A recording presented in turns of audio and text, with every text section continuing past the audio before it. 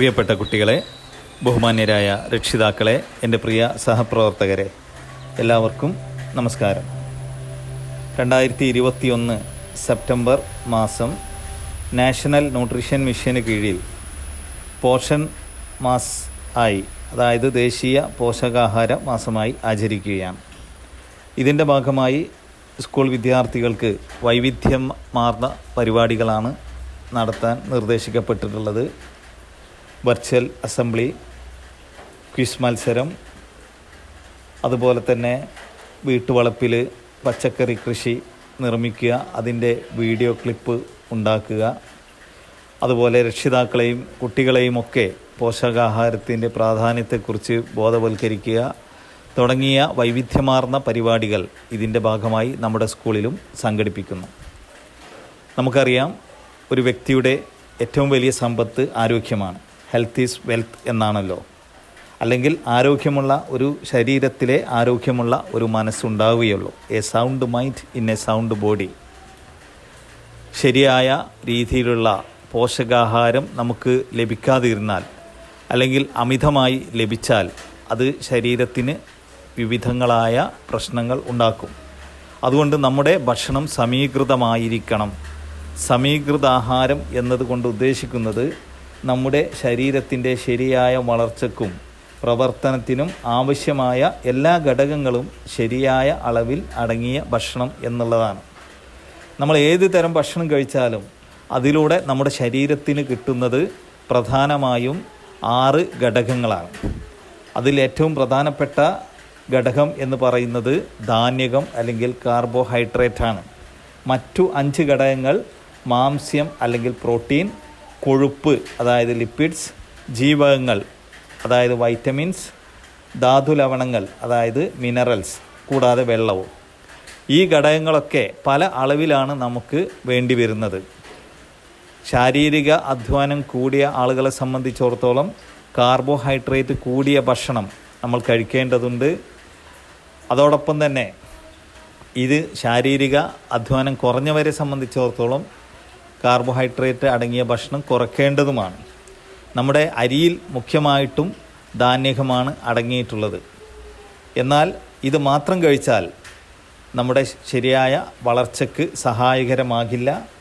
അതുകൊണ്ടാണ് അരിയോടൊപ്പം പയർവർഗ്ഗങ്ങൾ നിർബന്ധമായും കഴിക്കണം എന്ന് പറയുന്നത്. അതാവുമ്പോൾ പ്രോട്ടീൻ കൂടി നമുക്ക് ലഭിക്കും.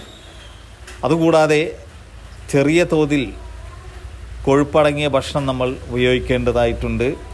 കൂടാതെ വളരെ ചുരുങ്ങിയ അളവിൽ നമ്മുടെ ശരീരത്തിന് കിട്ടേണ്ട ഘടകങ്ങളാണ് വൈറ്റമിൻസും മിനറൽസും. ഇത് പ്രധാനമായിട്ടും അടങ്ങിയിട്ടുള്ളത് പഴങ്ങളിലും പച്ചക്കറികളിലുമാണ്. അതുകൊണ്ട് തന്നെ നമ്മുടെ ദിനേനയുള്ള ഭക്ഷണത്തിൽ ഈ പഴങ്ങളും പച്ചക്കറികളും ഒരു അവിഭാജ്യ ഘടകമായി ഉൾപ്പെടുത്തേണ്ടതായിട്ടുണ്ട്. ഒരേ തരം പഴങ്ങളോ പച്ചക്കറികളോ അല്ല കഴിക്കേണ്ടത്. വൈവിധ്യമാർന്ന പഴങ്ങൾ നമ്മൾ ഇടവിട്ട് കഴിക്കുന്നതാണ് ഏറ്റവും നല്ലത്.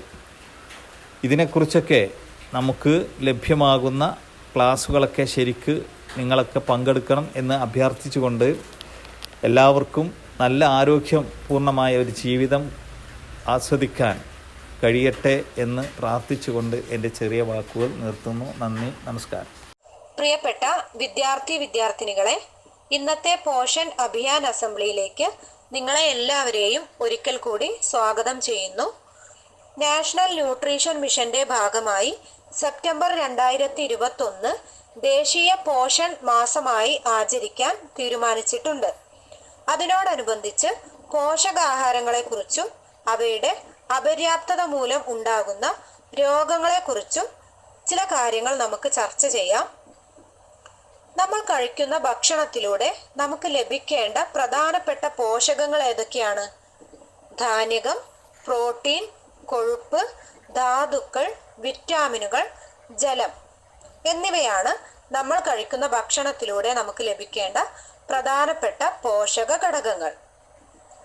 ഈ പോഷക ഘടകങ്ങളുടെ അപര്യാപ്തത മൂലം ഉണ്ടാകുന്ന ക്രമക്കേടുകൾ എന്തൊക്കെയാണെന്നതിനെ കുറിച്ച് ഒരു ചെറിയ വിവരണം നൽകാൻ ഞാൻ ആഗ്രഹിക്കുകയാണ്. പോഷകാഹാരക്കുറവ് മൂലം ഉണ്ടാകുന്ന ഒരു പ്രധാനപ്പെട്ട രോഗമാണ് വിളർച്ച. എന്താണ് വിളർച്ച? ചുവന്ന രക്താണുക്കൾ സാധാരണയായി രക്തത്തിൽ കുറയുന്ന അവസ്ഥയാണ് വിളർച്ച. ഹീമോഗ്ലോബിനിൽ ചുവന്ന രക്താണുക്കൾ 10 ഗ്രാം പെർ ഡെസിലിറ്ററിൽ താഴുന്ന അവസ്ഥയാണ് വിളർച്ച, അനീമിയ എന്ന് പറയും. ഇതിൻ്റെ കാരണങ്ങൾ ഫോളിക് ആസിഡിൻ്റെ കുറവ്, അതുപോലെ വിറ്റാമിൻ B12 കുറവ്, ഇരുമ്പിൻ്റെ കുറവ്, ചില രോഗങ്ങളുടെ ഫലമായി രക്തകോശങ്ങൾ നശിച്ച് ഹീമോലിറ്റിക് വിളർച്ച ഉണ്ടാകുന്നുണ്ട്. പിന്നെ അതുപോലെ ആവർത്തിക്കുന്ന പകർച്ചവ്യാധികൾ, മലേറിയ പോലുള്ള രോഗങ്ങൾ, പിന്നെ അതുപോലെ ചില തരത്തിലുള്ള അസ്ഥി രോഗങ്ങൾ, മുറിവുകളോ അസുഖങ്ങളോ കാരണം രക്തം നഷ്ടമാകുന്നത്, ആഹാരമില്ലാതെയുള്ള പോഷകക്കുറവ്, ഗർഭകാലത്തെ ആഹാര ദൗർലഭ്യം, കഠിനമായ ആർത്തവ സമയം, ഇതെല്ലാം വിളർച്ചയ്ക്കുള്ള കാരണങ്ങളാണ്. ഇനി എന്തൊക്കെയാണ് ഇതിൻ്റെ അടയാളങ്ങളും ലക്ഷണങ്ങളും? വിളർച്ചയുടെ ലക്ഷണങ്ങളാണ് ക്ഷീണം, നെഞ്ചുവേദന, ശ്വാസതടസ്സം, ശരീരത്തിലെ നീരിറക്കം, തൊലിയിലെ വിളർച്ച. വിളർച്ച കണ്ടുവരുന്നത് യുവാക്കളിൽ കാണുന്നുണ്ട് 13 ഗ്രാം പെർ ഡെസിലിറ്ററിൽ താഴെ. പിന്നെ അതുപോലെ വിവാഹിതരാകാത്ത പെൺകുട്ടികളിൽ 12 ഗ്രാം പെർ ഡെസിലിറ്റർ, ഗർഭിണികളായ സ്ത്രീകളിൽ 13 ഗ്രാം പെർ ഡെസിലിറ്ററിൽ താഴെ. പിന്നെ അതുപോലെ 6 മാസം മുതൽ 6 വയസ്സ് വരെയുള്ള കുട്ടികളിൽ 12 ഗ്രാം പെർ ഡെസിലിറ്റർ. പ്രധാനപ്പെട്ട ഒരു പോഷക ഘടകമാണ് വിറ്റാമിൻ. പ്രധാനമായിട്ടും 2 തരത്തിലുള്ള വിറ്റാമിനുകളാണുള്ളത്. ജലത്തിൽ ലയിക്കുന്ന വിറ്റാമിനുകളും അതുപോലെ കൊഴുപ്പിൽ ലയിക്കുന്ന വിറ്റാമിനുകളും. അതിൽ A, D, E, K വിറ്റാമിനുകൾ കൊഴുപ്പിൽ ലയിക്കുന്നവയും വിറ്റാമിൻ B, വിറ്റാമിൻ C എന്നിവ ജലത്തിൽ ലയിക്കുന്നവയുമാണ്. വിറ്റാമിൻ്റെ അഭാവം മൂലം പോഷകാഹാര ദൗർലഭ്യം ഉണ്ടാകുന്നുണ്ട്. പോഷകാഹാര ദൗർലഭ്യം സാധാരണ അനുഭവപ്പെടുന്നത് വ്യക്തിയിൽ ആവശ്യത്തിനുള്ള ആഹാരം ശരീരത്തിൽ സ്ഥിരമായി കുറയുന്നത് കൊണ്ടാണ്. ലോകത്തെമ്പാടും 10നും 19നും ഇടയ്ക്കുള്ള കുട്ടികളിലാണ് പോഷകാഹാര ദൗർലഭ്യം കൂടുതലായിട്ട് കാണുന്നത്. പ്രധാനപ്പെട്ട ഒരു വിറ്റാമിനാണ് വിറ്റാമിൻ B1.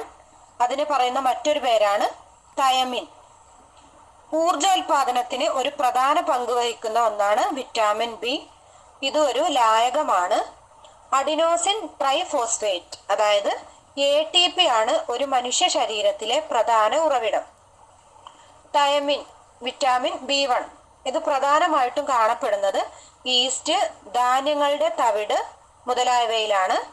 പക്ഷെ തവിട് കളഞ്ഞ അരി, വെളുത്ത ഗോതമ്പ്, ശുദ്ധീകരിച്ച പഞ്ചസാര, കൊഴുപ്പ്, എണ്ണ തുടങ്ങിയ ആഹാര പദാർത്ഥങ്ങളിലെല്ലാം ഇതിൻ്റെ അഭാവം കാണാം.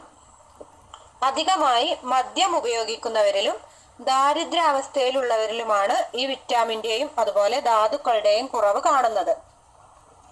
തൈമിൻ്റെ കുറവ് കാരണം ഉണ്ടാകുന്ന ഒരു രോഗമാണ് ബെറിബറി. ഇതിൻ്റെ കാരണങ്ങളാണ് നാഡീ തളർച്ചയാണ് പ്രധാനപ്പെട്ട കാരണം. ഉദാഹരണം വളഞ്ഞ കാലുകൾ, ശോഷിച്ച അസ്ഥികൾ, പിന്നെ അതുപോലെ കുറഞ്ഞ നാഡിയിടുപ്പ്, ഹൃദയസ്തംഭനം. വെർണിക് കോഷിയോർക്കർ സിൻഡ്രോം എന്നത് സാധാരണയായി മദ്യപാനികളിൽ കാണുന്ന രോഗമാണ്. അതിൻ്റെ ലക്ഷണങ്ങളാണ് വിറയൽ, ഓർമ്മക്കുറവ് എന്നിവ. ഇനി മറ്റൊരു പ്രധാനപ്പെട്ട വിറ്റാമിനാണ് വിറ്റാമിൻ B3. വിറ്റാമിൻ B3യുടെ കുറവ് കാരണം ഉണ്ടാകുന്ന ഒരു രോഗമാണ് പെല്ലഗ്ര. നിയാസിൻ അല്ലെങ്കിൽ ട്രിപ്റ്റോഫോൺ അമിനോ ആസിഡ് എന്നത് നിയാസിൻ്റെ മറ്റൊരു പേരാണ്. പെല്ലഗ്ര എന്നാൽ വരണ്ട ചർമ്മം എന്നാണ് അർത്ഥം.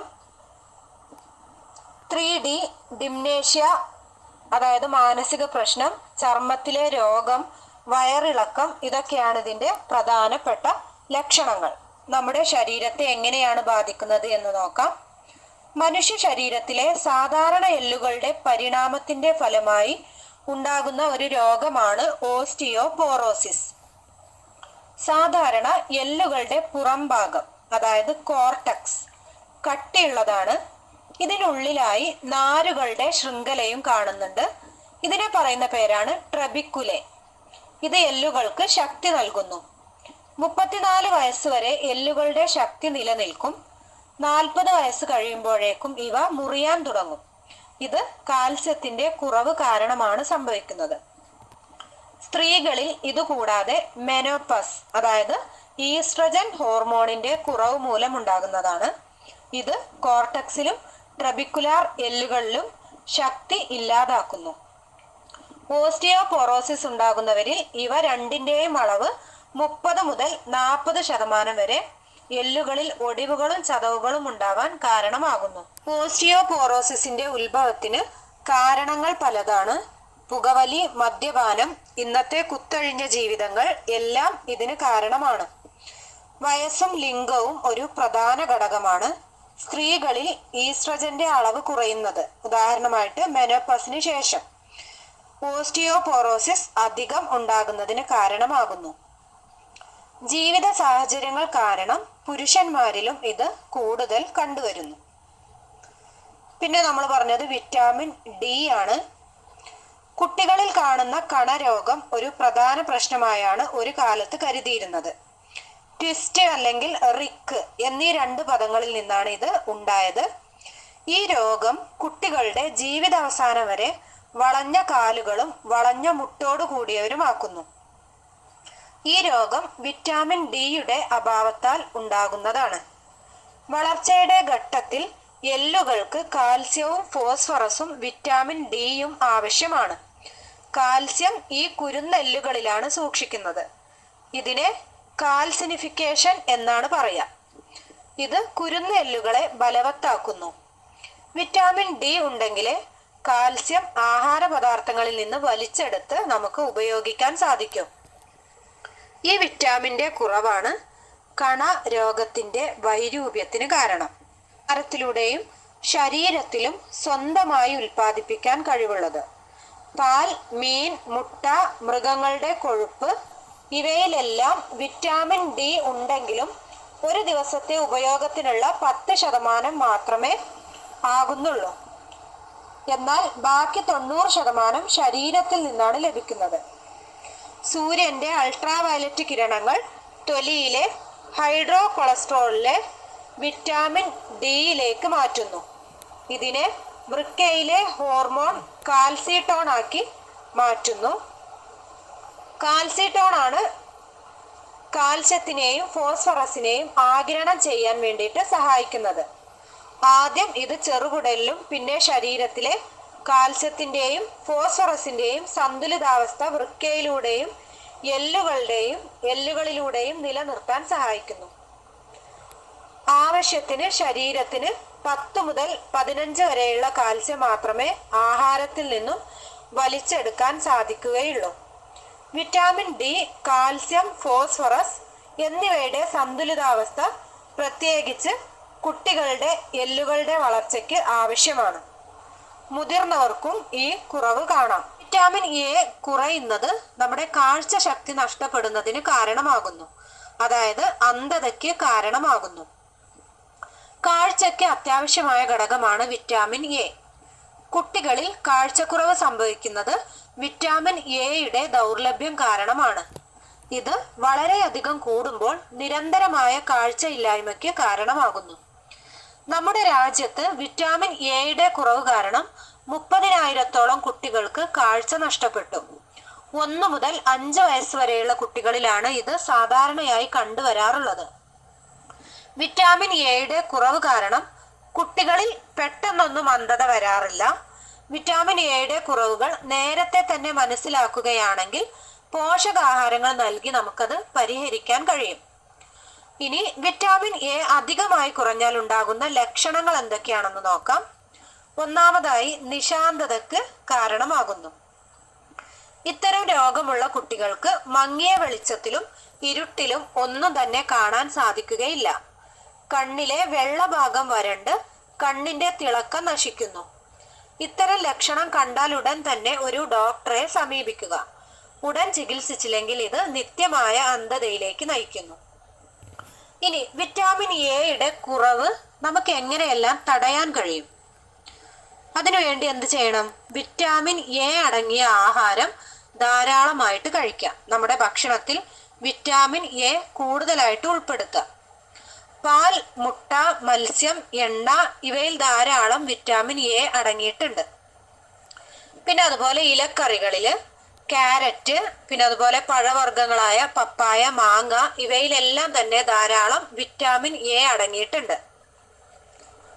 ഹൈദരാബാദിലെ നാഷണൽ ഇൻസ്റ്റിറ്റ്യൂട്ട് ഓഫ് ന്യൂട്രീഷൻ ഗവേഷണത്തിൽ 1 മുതൽ 5 വയസ്സ് വരെയുള്ള കുട്ടികൾക്ക് 6 മാസത്തിലൊരിക്കൽ 1 സ്പൂൺ വിറ്റാമിൻ എ സിറപ്പ് നൽകിയാൽ ഒരു പരിധിവരെ ഈ കുറവ് പരിഹരിക്കാമെന്ന് കണ്ടെത്തിയിട്ടുണ്ട്. ഗർഭിണികളായ സ്ത്രീകൾ ധാരാളം പോഷകാഹാരങ്ങൾ കഴിക്കുന്നതോടൊപ്പം വിറ്റാമിൻ എയും കഴിക്കണം. അപ്പോൾ അമ്മയുടെ ഗർഭപാത്രത്തിൽ കഴിയുന്ന കുഞ്ഞിനും ആ വിറ്റാമിൻ ലഭിക്കാൻ സഹായകമാകുന്നു. പോഷകാഹാരക്കുറവ് മൂലമുള്ള രോഗങ്ങൾ ഉണ്ടാകാതിരിക്കാൻ ഈ പോഷക ഘടകങ്ങളുടെ എല്ലാം പ്രാധാന്യം മനസ്സിലാക്കി നമ്മൾ കഴിക്കുന്ന ഭക്ഷണത്തിൽ ഈ പോഷക ഘടകങ്ങളെല്ലാം ഉൾപ്പെടുത്തണം. പിന്നെ അതുപോലെ പാല് പോലുള്ള സമീകൃത ആഹാരങ്ങൾ നമ്മുടെ ഭക്ഷണത്തിൽ ഉൾപ്പെടുത്തുക. ഇത്തരത്തിലുള്ള കാര്യങ്ങളെല്ലാം ശ്രദ്ധിച്ചു കഴിഞ്ഞാൽ പോഷകാഹാരക്കുറവ് മൂലമുള്ള രോഗങ്ങളെ നമുക്ക് ഒരു പരിധിവരെ തടയാൻ കഴിയും. അപ്പോൾ എല്ലാവരും അത്തരത്തിലുള്ള കാര്യങ്ങളെല്ലാം ശ്രദ്ധിച്ച് പ്രവർത്തിക്കും എന്ന വിശ്വാസത്തിൽ ഞാൻ എൻ്റെ വാക്കുകൾ നിർത്തുന്നു. Okay, thank you.